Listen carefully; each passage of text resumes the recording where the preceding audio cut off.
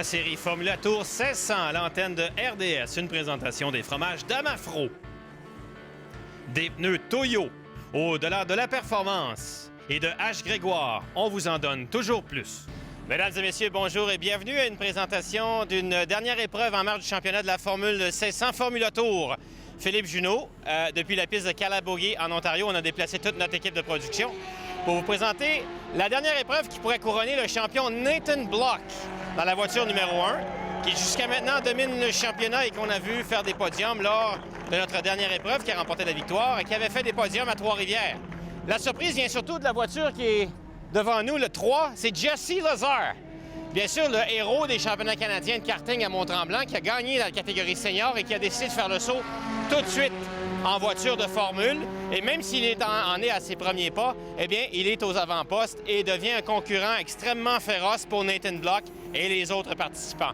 Il faut souligner aussi Jean-Philippe Jaudoin, qui est deuxième en ce moment au classement et qui pourrait terminer à cette position juste derrière son coéquipier Nathan Block. La piste de Calabogie est un théâtre extraordinaire pour permettre à ces bolides de s'exprimer. C'est ce qu'on vous propose aujourd'hui depuis la piste de Calabogie. Et bien sûr, Bertrand Godin, on va retrouver des pilotes qu'on aime bien dans notre série, notamment des jeunes hommes comme Marc-Antoine Cardin, Didier Scranen maintenant qui est monté au 3e rang au classement général avec seulement 3 courses à faire. C'est la jeunesse qui affronte l'expérience, Philippe, et ça, c'est toujours intéressant et c'est très valorisant pour les jeunes, justement, de se battre contre des pilotes comme Didier Scranen. Oui, Marc-Antoine Cardin qui a quand même terminé 8e lors de l'épreuve hier, ici à Calabogie. Sergio Pacian partira en 3e position. C'est sa meilleure qualification cette saison. Il a fait un tête à queue malheureusement hier. Et un participant qu'on va vous présenter, c'est François Leblanc, le numéro 20. À chaque épreuve, on essaie de vous présenter des pilotes pour qu'on puisse de plus en plus connaître les acteurs de la série de la Formule 1600. François Leblanc, un pilote qui était absent du Grand Prix de Trois-Rivières. François, de retour sur le circuit à Calabogie, une piste qui va être vraiment un bon défi sportif. Si d'abord, vous nous disiez votre background en compétition. Oui, j'ai commencé la course il y a environ 6 ans suite à un essai routier à Tremblant. Donc, je suis tombé en amour avec la course automobile. Puis, la Formule 1600 s'imposait comme voiture de l'époque. Ça ne me tentait pas de faire de karting, donc j'ai sauté tout de suite en Formule 1600. Puis, depuis ce temps, j'ai assisté à toutes les courses, à l'exception de Trois-Rivières cette année, malheureusement. Oui. Bon. Et bien sûr, quand on s'assoit dans une Formule 1600, à part les ailerons, on a un peu l'impression de s'asseoir dans une Formule 1. Oui, exactement. D'ailleurs, c'est comme ça que je décris souvent la voiture aux gens qui ne connaissent pas la Formule 1600. Je dis c'est comme une petite Formule 1, pas d'aileron. Oui. Oui, exactement. Et les sensations qu'on a, est-ce qu'on a des sensations où on est complètement, je veux dire, à la limite de notre pilotage ou on est à la limite de la voiture? Ben, en fait, non, on est à la limite de notre pilotage. Ce que je trouve intéressant en Formule 1600, c'est excessivement difficile à piloter du fait qu'on n'a pas d'aileron, pas d'appui aérodynamique. Donc, c'est très, très, très difficile dans les courbes de maintenir la voiture sur la piste. Et avant d'aller faire l'école de Jim Russell à Tremblant puis de tomber en amour avec ça, quel genre de sport pratiquez-vous? Le ski alpin et golf. Ah, ben, je peux voir le lien avec le ski alpin, parce que si vous avez une belle ligne en ski, vous avez une belle ligne en course automobile. Alors, François, on va vous souhaiter bon succès pendant le week-end. C'est agréable de rencontrer des pilotes. Merci beaucoup. À vous aussi. Au revoir. Bon succès. Des ennuis pour Guy Gillin en qualification. Il a sauté son moteur, donc c'est la course contre la montre avant le départ pour changer le moteur. Lui qui est le meneur au classement en Masters ne peut pas se permettre au classement de ne pas prendre part à l'épreuve. Des magnifiques bolides sont présents à Calabogie dans cette épreuve. Bien sûr, une Formule Ford Lotus dessinée par Colin Chapman. Et au classement général, après 9 épreuves en Formula Tour, Nathan Block mène devant Jean-Philippe Jaudoin et Didier Scranen. C'est une épreuve tellement importante pour Nathan Block qui pourrait remporter le championnat dès aujourd'hui avec une victoire. Mais c'est maintenant confirmé, il n'aurait pas le budget pour se rendre aux 2 dernières épreuves de la saison à Tremblant, à moins de casser sa tirelire et d'attaquer une banque. Ce jeune homme a toute la fougue d'un jeune pilote, tout le talent d'un champion, c'est une épreuve cruciale pour lui, sous énormément de pression pour lui. Et comme chantait Elvis, it's now or never pour Nathan Block. Et ça, ben naturellement, c'est une pression supplémentaire, mais on le sait, il est solide entre les deux oreilles. Et on le verra à l'issue de cette épreuve. Jesse Lazare partira deuxième. Hier, il a été pénalisé par les commissaires de façon assez, je dirais, virile de la part des commissaires pour avoir bloqué Nathan Block. Et je trouve ça dommage parce que j'en ai vu beaucoup de courses de Formule Ford et de courses tout court. Et j'ai vu des signes beaucoup plus évidents de blocage que ce qu'on a vu hier, en tout cas, de la part de Jesse Lazare qui nous a offert du beau spectacle avec Nathan Block. Oui, alors, troisième sur la grille, Sergio Pacian. Ce pilote québécois d'origine brésilienne partira troisième, sa meilleure qualification cette saison. Jean-Philippe Jaudoin, lui, détient une avance de 6 points au deuxième rang du classement sur Didier Scrannen, le coéquipier de Nathan Block. Puis ensuite vient Caitlin Johnston, qui va partir une position plus loin que la course d'hier, parce que Jean-Philippe Jaudoin est monté d'une place sur la grille. Charles Leclerc va partir 6e et il commence à être au bout de ses ressources financières. Il n'a pas eu les moyens de changer ses pneumatiques. Il devra partir avec les mêmes pneus qu'hier. Du côté de Marc-Antoine Cardin, partir 7e, c'est excellent. C'est une de ses meilleures places sur la grille. Puis ensuite vient Michael Adams. Derrière lui, Steve Barnford. Ensuite vient Jack Mitchell Jr., le coéquipier de Jesse Lazare. Puis Keenan Harris, qui a quand même terminé 4e lors de la première course à Calabogie en connaissant tout un départ. Et ensuite vient Didier Scrannen. Didier qui va partir 12e, a 8 positions à rattraper sur Jean-Philippe Jaudoin pour aspirer à la 2e place au championnat. Mais bien sûr, l'histoire, toute la pression est sur Nathan Block. Oui, toute la pression. On a vu son père qui l'accompagne.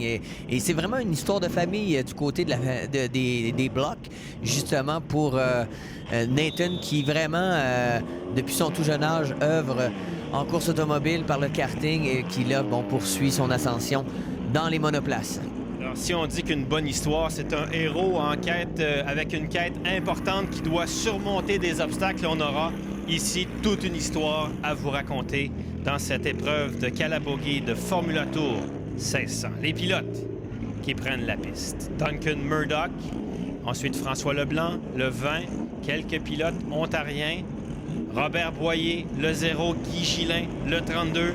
Cette longue procession de mise en place d'une course automobile. Patiemment, on va lancer les bolides une fois que la piste est complètement libérée de la course précédente. Cette caméra à bord de Jean-Philippe Jaudoin, vue arrière. Caméra à bord de Jesse Lazare. Devant lui, on aperçoit Nathan Block. On chauffe les pneus avec beaucoup de soin. Et bien sûr, Charles Leclerc, lui, devra ménager sa mécanique s'il veut se rendre au bout de cette épreuve. Oui, naturellement, on le sait, la Formule Ford, c'est aussi une formule de mise au point.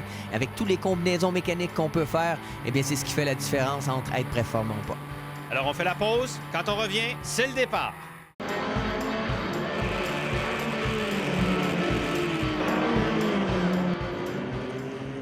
Mesdames et messieurs, nous sommes de retour à Calabogie avec des conditions météo parfaites pour la présentation de cette épreuve.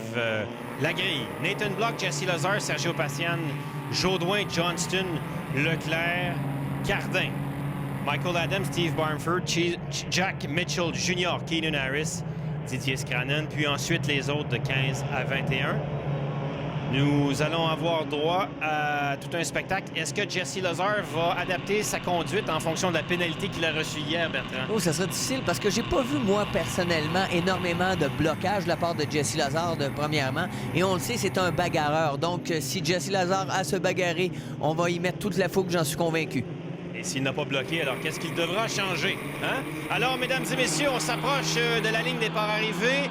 Les pilotes accélèrent et on donne le vert. Ça y est, on est parti à Calabogie. Avantage à Nathan Block qui est à l'intérieur, juste derrière lui. Sergio Pacian à l'extérieur. Jesse Lazare pourchassé par Jean-Philippe Jaudoin Pour l'instant, Jesse a la deuxième position. Attention, Sergio Passian par l'extérieur qui réussit à maintenir le rythme de Jesse Lazare et qui va passer devant lui. Jesse Lazare qui a été très conservateur au freinage, a freiné très tôt et Passian en a profité par l'extérieur pour avoir un meilleur rythme et ça a profité à Passian qui est maintenant deuxième. Oui, il est deuxième, mais je crois que Caitlin Johnston a dépassé Jean-Philippe Jaudoin. Attention, Jesse Lazare qui regarde un petit peu côté de Sergio Passian depuis l'arrière de la voiture de Nathan Block. Cette image magnifique qui nous donne vraiment une ambiance extraordinaire. Hop! Charles Leclerc qui a réussi à prendre une position, se retrouver en 5e position. Alors, est-ce que, coéquipier de Nathan Block,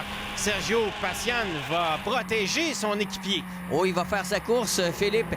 Et là, ben justement, on veut pas perdre du temps du côté de Jesse Lazare pour reprendre la deuxième place sur Passian, qui réattaque, mais qui pourra... Non, qui va se raviser. Oui, alors le train de voiture qui se remet dans la ligne droite. Attention, on est 3 de large près Jean-Philippe Jaudoin qui tente d'attaquer Caitlin Johnston pour la 4e position. Et derrière, bien sûr, la bagarre fait rage.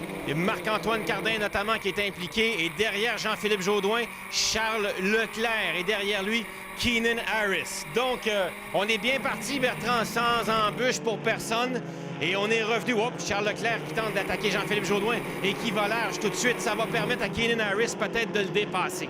Oui, naturellement, on a perdu du rythme à ce niveau-là. Et Jesse Lazare qui, lui, va tenter là, de reprendre le terrain sur Nathan Block qui mène de façon assez calme actuellement.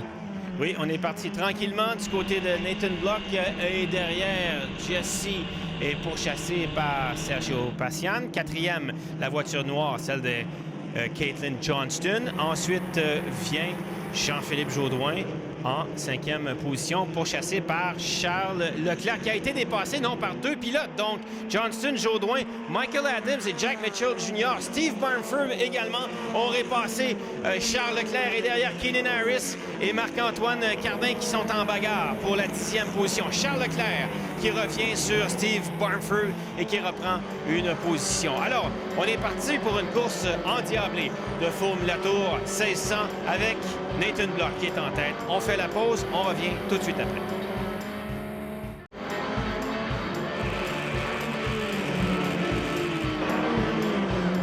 Et on est de retour, mesdames et messieurs, au circuit de Calabogie en Ontario depuis la voiture de Nathan Block qui mène sur Jesse Lazare.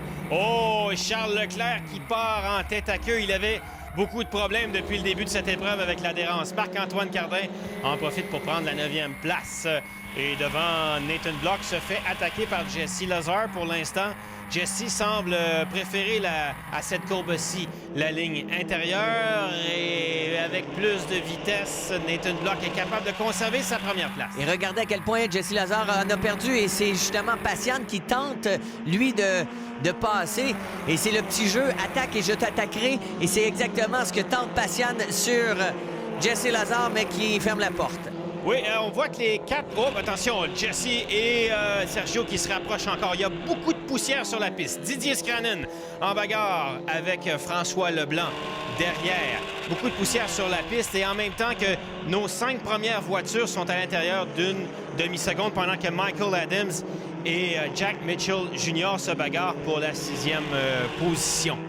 Donc, Nathan Block, on le rappelle, l'enjeu sur les épaules de ce jeune homme de gagner aujourd'hui pour remporter le championnat au bout de ses ressources financières dans cette saison qui n'en finit plus pour lui. Derrière, Jesse Lazare, lui qui ne participe qu'à quelques épreuves, n'a rien à perdre. Il peut l'attaquer comme il le veut, sans restriction et sans ressources. Caitlin Johnston, lui, est juste placé en bagarre avec Jean-Philippe Jaudoin. Sergio Passian, 3e, Johnston, 4e, Jaudoin, 5e. Dans cette épreuve de Formula Tour, où les bolides vont changer, Bertrand, au fur et à mesure que l'épreuve, parce qu'ils se fatiguent. Ah ben tout à fait. Et les multitudes de réglages possibles sur la Formule 1600 fait en sorte que c'est un compromis qu'on fait lors des essais. Hein? Et je peux vous dire qu'on travaille fort avec certains ingénieurs pour trouver le bon compromis, parce qu'on peut jouer avec les barres anti-roulis, on peut jouer avec l'amortisseur, le ressort, les gardes au sol. Donc, c'est tous des éléments qui font en sorte que la voiture va réagir différemment et va se dégrader ou pas. qu'on a vu Jean-Philippe Jourdouin dépasser Caitlin Johnston, mais Johnston, qui avait une meilleure ligne à l'entrée du virage, réussit à repasser devant lui. Alors, Nathan Block, pour l'instant, est très prudent dans le prochain virage, garde l'extérieur. Jesse n'a pas le choix que d'essayer d'aller l'attaquer par l'intérieur. Au dernier tour, ça n'a pas fonctionné. Regardez, Sergio Pacian allait beaucoup plus large. Préparer la prochaine sortie de virage. Oui, exactement, Philippe. On conditionne la sortie, on a plus de vitesse. Et le 2 km/h, on le traîne pendant toute la ligne droite. Et au chronomètre, ça paraît énormément. Et même, on a pu revenir sur Jesse Lazare qui, lui, tentait une attaque, mais qui, malheureusement, dans cette manœuvre, se freine plus qu'on sort avec de vélocité. Oui, alors dans cette bagarre, Sergio Pacian, Jesse Lazare, ça permet... Oh, attention, Sergio, 2 roues dans le gazon. Pas de perte de contrôle, heureusement, dans son cas. Mais ça permet à Nathan Block de respirer un peu mieux devant. Keenan Harris est en train de se rapprocher de Jean-Philippe Jourdouin en 6e position. Quelqu'un derrière encore qui est allé mettre des roues dans la poussière. Et ce qui est intéressant, c'est que, bon, des fois, lorsqu'on est derrière, on se concentre sur la voiture devant et on en oublie un peu les réactions de notre voiture et c'est comme ça qu'on se fait piéger. Alors, Nathan Block, pourchassé par Jesse Lazare. Nathan Block sur qui, on le rappelle, il y a énormément de pression. Une victoire ici lui donne le championnat. Il est au bout de ses ressources financières. Heureusement, il n'est pas au bout de ses ressources de talent de pilotage. Et Charles Leclerc, lui, qui a fait un tête-à-queue, est en train de remonter, prend la 17e position à Marc Bichara. Nos 5 premiers pilotes sont à l'intérieur d'une demi-seconde. On roule à un train d'enfer. Oui, ça devient un jeu extrêmement psychologique pour Nathan Block qui, lui, sent la pression de Jesse Lazare et Didier Scrannen qui, lui, plonge à l'intérieur du premier virage. Belle manœuvre de notre ami Didier. Alors que Nathan Block, regardez-le, jette un coup d'œil dans les rétros et c'est ce que Jesse Lazare, lui, on sent, hein, regardez à quel point l'aérodynamisme, alors qu'on profite de l'aspiration qui permet justement à se rapprocher pour tenter peut-être une manœuvre sur Nathan Block dans les prochains virages. On voit un Jesse Lazare plus prudent que lors de la course d'hier. Hein? Moins à l'attaque. On dirait qu'il est plus patient. À rester deuxième, on peut pas se faire accuser de bloquer. Donc, c'est peut-être la stratégie qu'il a décidé de prendre pour justement observer et mettre la pression sur Nathan Block et tenter une manœuvre dans les derniers virages qui serait quand même assez brillant de sa part. Oui, effectivement, ce qui serait une approche contraire à ce qu'on voit habituellement au karting. Parce qu'au karting, on veut toujours être devant. Et en particulier lorsqu'on court en Europe. Parce que quand on court en Amérique et au Canada en particulier, on est très patient, on est plus prudent. Et ce que tous les pilotes nous disent lorsqu'ils vont en Europe, que ce soit Jesse, que ce soit Di Mello, que ce soit Di Francesco ou encore Bertrand Godin. Oui, tout à fait. Alors que lorsque j'ai passé en Europe, j'ai bien vu le style très agressif. Et je peux vous dire que les officiels laissent aller cette agressivité-là. C'est pour ça que j'ai été vraiment surpris de la pénalité de Jesse Lazare. Alors avec Nathan Block qui mène sur Jesse Lazare dans cette épreuve, on fait la pause et on revient dans quelques instants.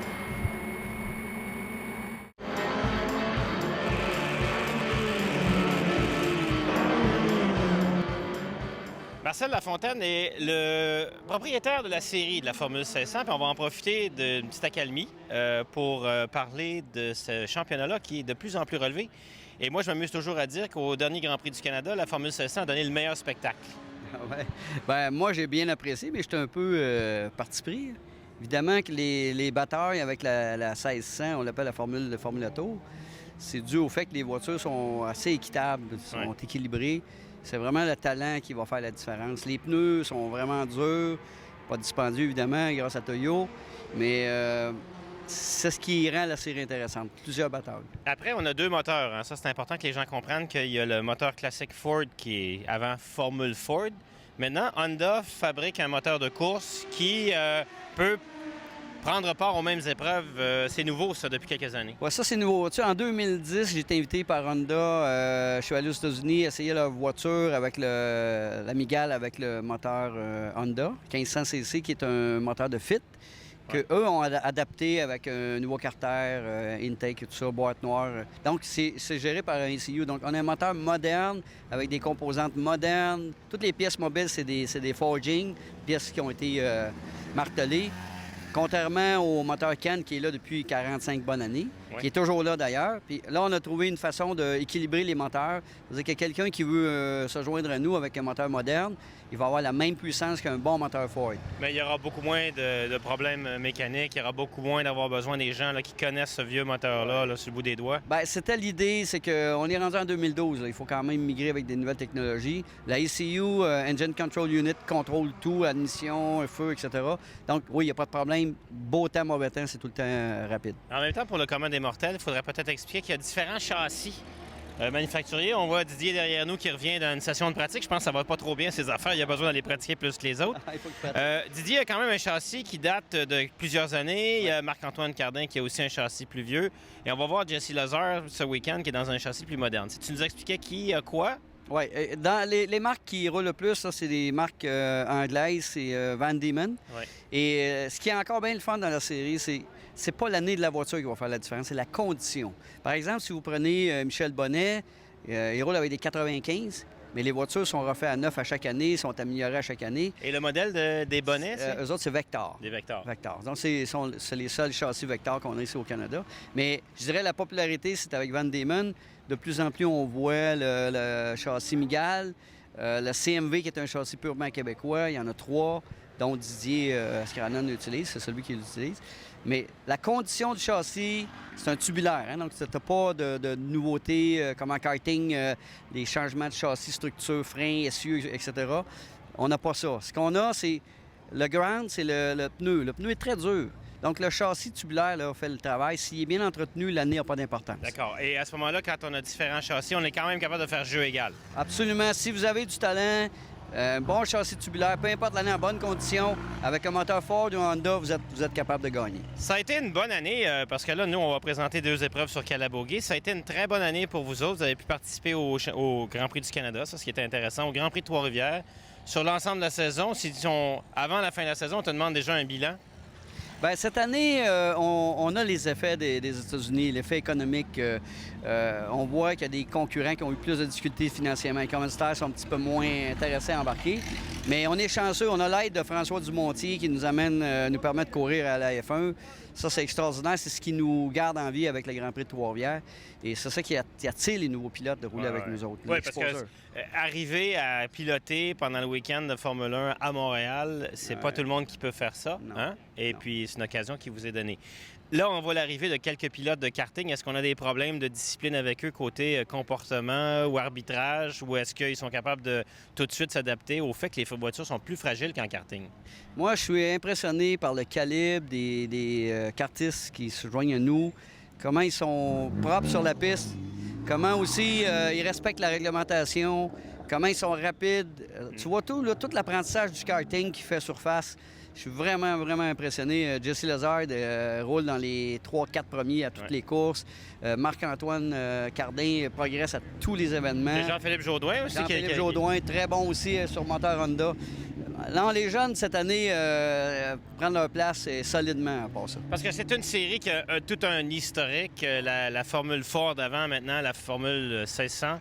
Il y a encore un long avenir pour la Formule. Moi, je pense que si vous regardez les paliers, là, quand tu sors du karting, tu t'en vas en circuit routier, ou tu vas en sedan ou tu vas en Formule. En Formule, avec un budget d'à 25 000 tu peux faire une saison qui a de l'allure. Je prends un gars comme Charles Leclerc qui a fait le 2e temps aujourd'hui sur une Van Diemen 90.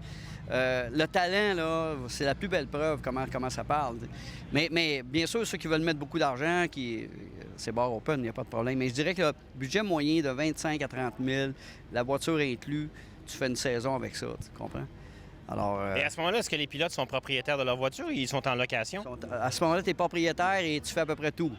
Alors, si tu vas en location, tu multiplies par 4 parce que une saison complète, si tu as toujours les mains propres et que tu as des mécaniciens, ben ça, c'est différent. Donc, le budget à 25 000, c'est ayant inclus le fait que ta voiture, tu en es déjà propriétaire. Il faut que tu sois propriétaire. Il faut garder aussi à l'esprit que quand tu es propriétaire, tu peux revendre, tu as une valeur de rachat là, si tu la gardes en bonne condition. Et souvenez-vous que l'année n'est pas importante, c'est la condition. Oh, oui. Toujours. Bon, alors, chose certaine, c'est qu'on voit que les pilotes ont vraiment beaucoup de plaisir à courir dans cette série-là.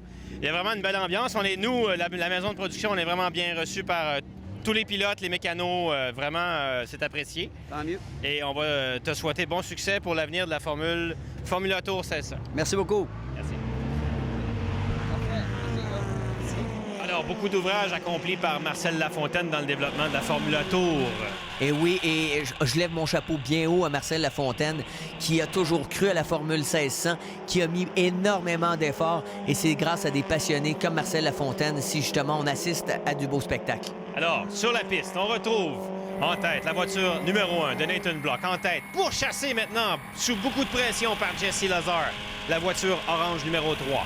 Derrière lui, c'est Sergio Passian. Attention, voici Jesse par l'extérieur. Hier, il a réussi une manœuvre culottée pour le dépasser. Et encore une fois, il vient faire la preuve de son talent et sa finesse de pilotage pour prendre le premier rang, Bertrand. Au même endroit où hier a réussi à passer Nathan Block.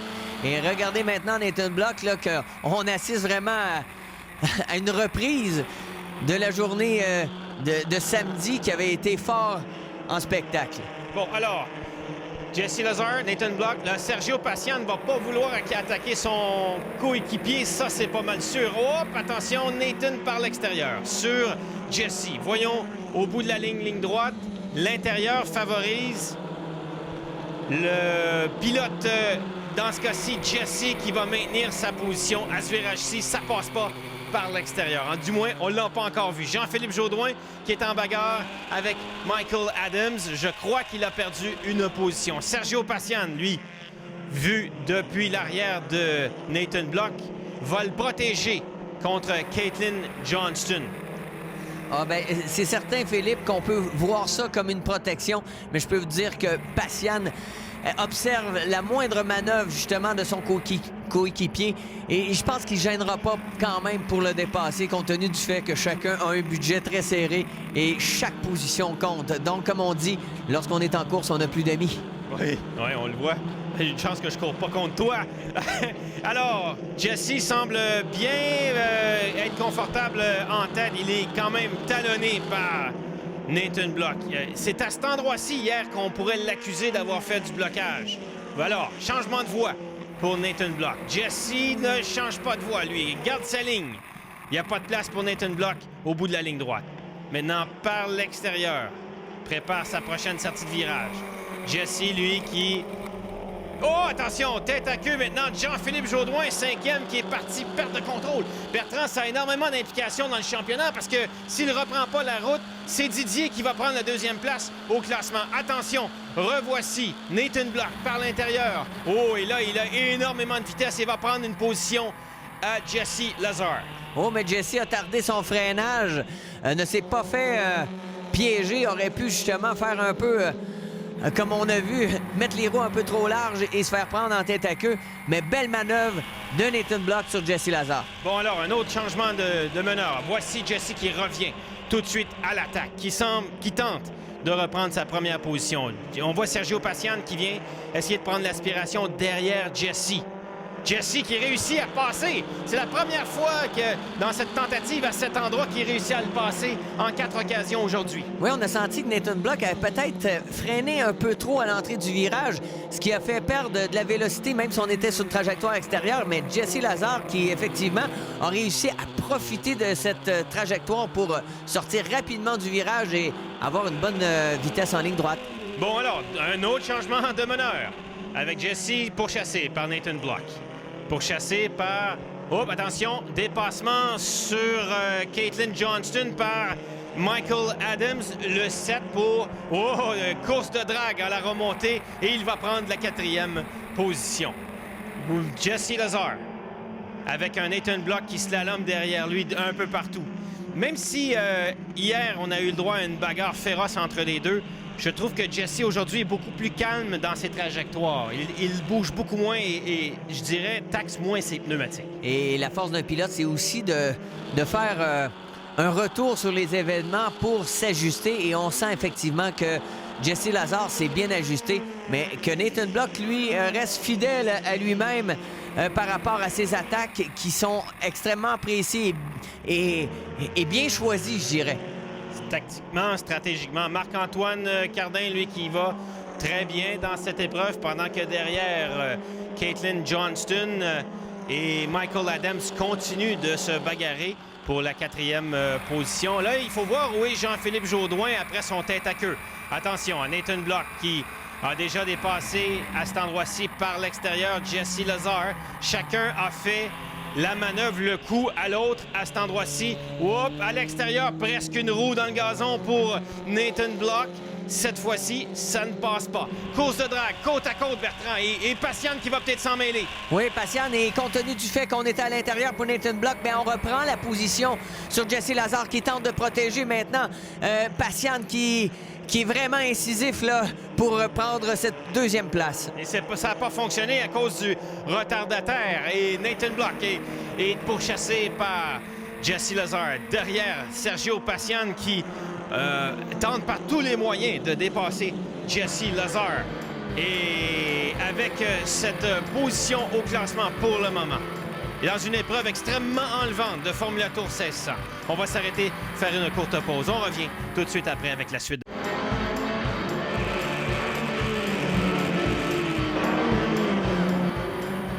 Nous sommes de retour, mesdames et messieurs, à la Formula Tour 1600 à Calabogie dans les derniers moments de cette épreuve cruciale dans la vie du jeune pilote Nathan Block. En remportant la victoire, il va confirmer son championnat.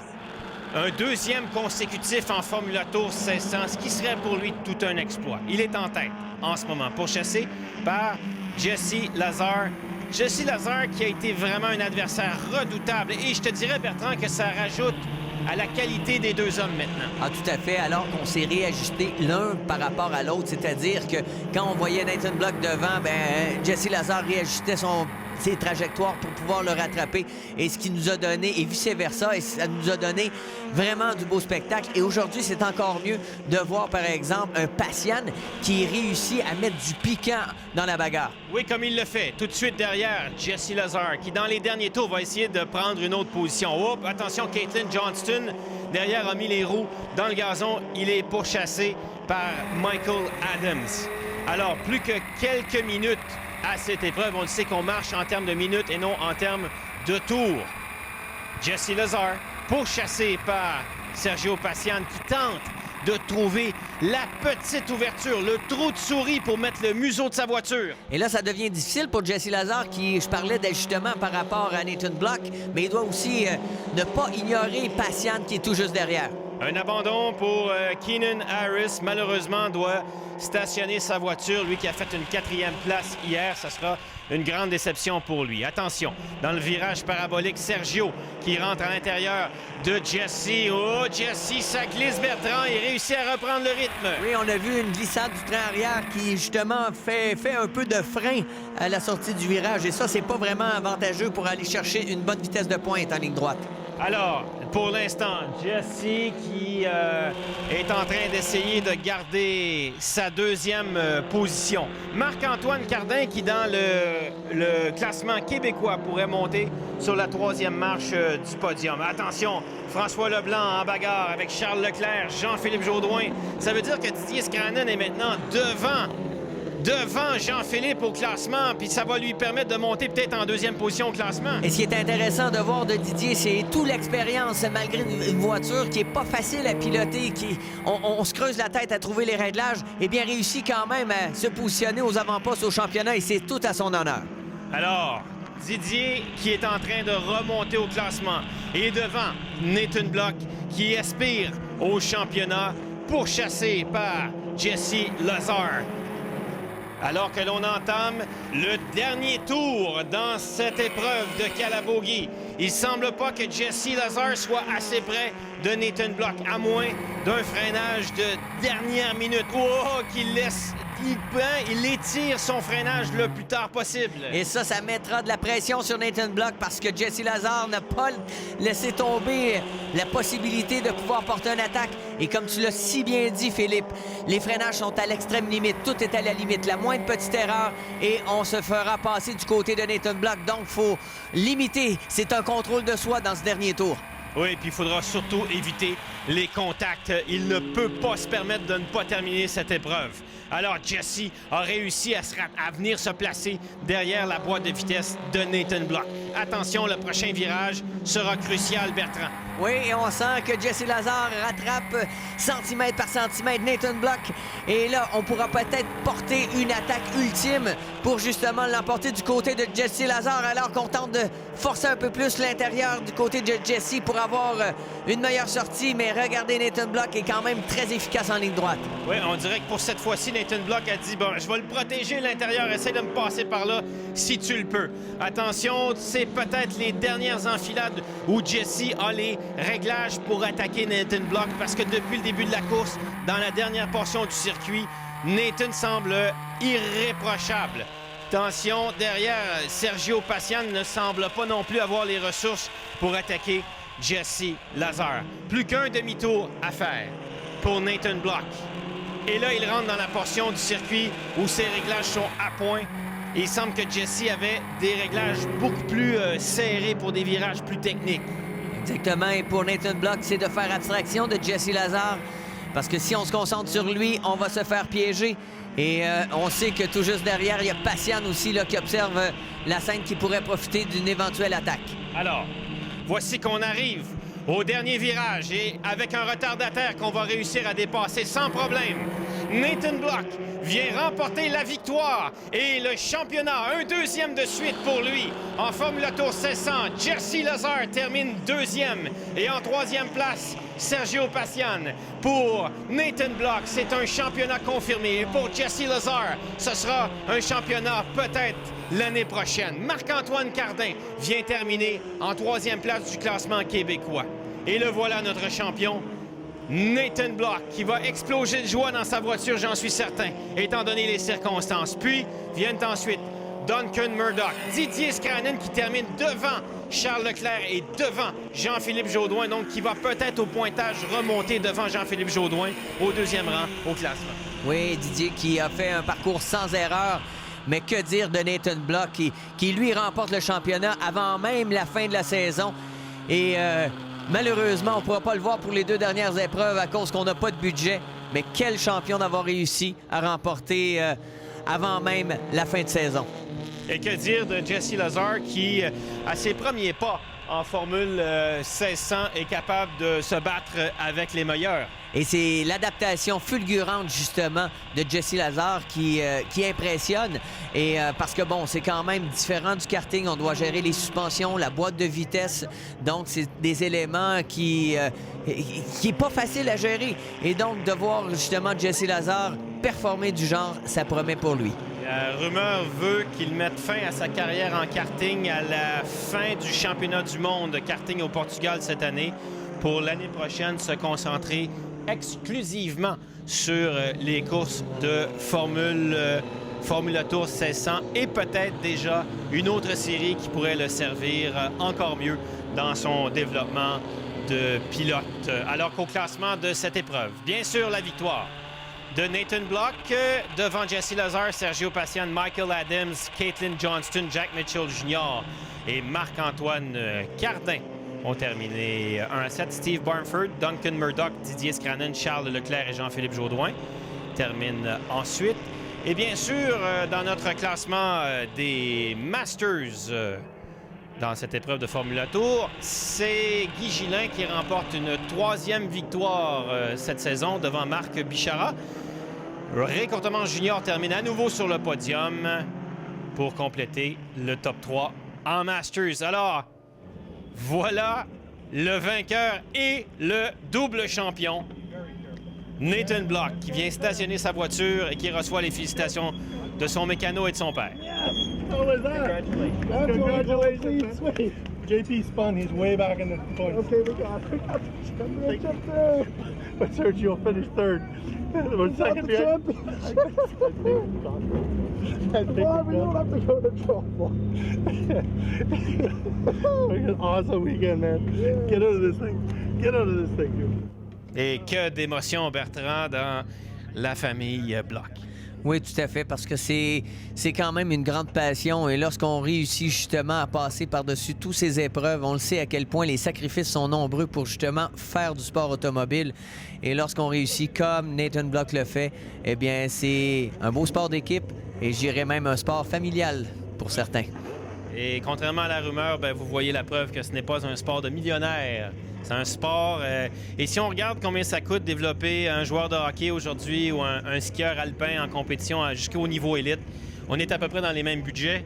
Oh, oui, mais le sport automobile, malheureusement, lorsqu'on parle de la défunte série Atlantique qui coûtait 1,2 million donc, pour une saison, donc ça veut en dire long. Donc peut-être la prochaine marche sera très, très haute pour Nathan Block, alors qu'on voit Jesse Lazare qui vient féliciter son rival Nathan Block pour sa performance. Charles Leclerc, lui, derrière, a eu des émotions fortes dans cette épreuve, avec un tête à queue notamment et une belle remontée. Et oui, il faut aller à la limite du matériel dont on dispose, et c'est ce que Charles a fait. Devant lui, on voit la voiture énergie RDS de Didier Scranen, qui lui a fait une très, très belle opération au classement. Devant lui, la voiture jaune, c'est Jean-Philippe Jodoin, mais il a terminé devant Jean-Philippe Jodoin. Donc, ça sera intéressant de voir au classement quand on aura additionné tous les points dans les tenants et aboutissants du championnat. C'est maintenant, Bertrand, le moment de présenter aux gens le point tournant Toyo Tires, au-delà de la performance. Et bien sûr, c'est cette lutte encore entre Nathan Block et Jesse Lazare, remportée par Nathan Block. Je dirais même au-delà de l'adhérence pour certains qui vraiment se sont bagarrés. Nathan Block qui a repris la position sur Jesse Lazare, et alors que Passian, lui, se faisait très, très incisif. Ça a été vraiment de la belle bagarre. Alors, c'est notre point tournant Toyo Tires, au-delà de la performance. Et on ne s'est pas ennuyé aujourd'hui à la Formule Tour 700. Regardez le sourire de Marc-Antoine Cardin. C'est incroyable, la sensation. J'aimerais remercier toute mon équipe, Cardin Motorsport, mes parents qui m'ont supporté pendant tout le week-end. Puis, je suis vraiment content. Cette fin de semaine, j'ai réalisé tous mes objectifs. Puis, on est super fiers de nous, là. Qu'est-ce qui va arriver à Tremblant, étant donné que tu as remonté sur le podium? Oui, on avait pris une petite gageure. Mon oncle et mon père devraient enfiler un tutu. Alors, au classement général, maintenant, Nathan Block, 303 points, ça le confirme comme étant champion. Oh, Jodoin, seulement 4 points d'avance maintenant sur Didier Scranen, au deuxième rang de la discipline. Mesdames et messieurs, on va s'arrêter faire une dernière pause et au retour, la présentation des trophées.